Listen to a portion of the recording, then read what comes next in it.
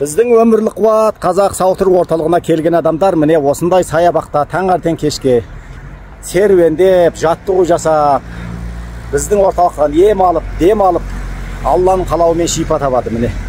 Бұл Алматы қаласында ең ұзын саябақ, бас аяғы 1,5 шақырым. Міне, бұл жерде жүрудің өзі бір керемет, ғанибет. Келіңіздер, өмірлік қуат қазақ сауықтыру орталығынан ем алыңыздар, келіп дем алыңыздар. Ойды өзгертіп, өмірді өзгертіңіздер. Өйткені бізде табиғи ем жасалады.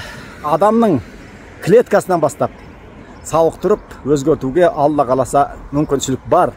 Өйткені бізде түйенің сүті шұбатымен, ешкінің сүтімен, қуатымен емдеу терапиясы бар.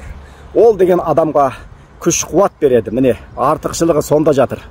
Ал ең әуелі біздің артықшылығымыз келген адамға өмірлік сабақ береміз ғой, былай айтқанда.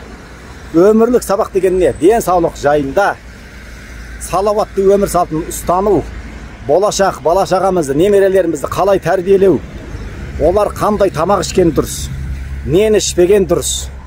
Көрдіңіздер ме? Қалай киіну керек, оларды қалай жалпы жүйелеу керек. Денсаулық зор байлық дейді, біздің болашағымыз сол, ұрпағымыз болашақ қазақ елінің тұтқасын ұстайтындар. Солардың дені сау болу керек. Ал олар дені сау болу үшін оларды дұрыс жүйеге салу керек. Дені сау болмаса, Құдай сақтасын, оны сауықтыру керек. Көрдіңіздер ме? Соның жолын үйрену керек. Ал сонда сіздің алған еміңіз, бұл жақтан алған деміңіз сізге өмір бойы жетеді, ұрпағыңызға. Сол тәрбиелік мағынада жететін болады. Міне біздің саябақ.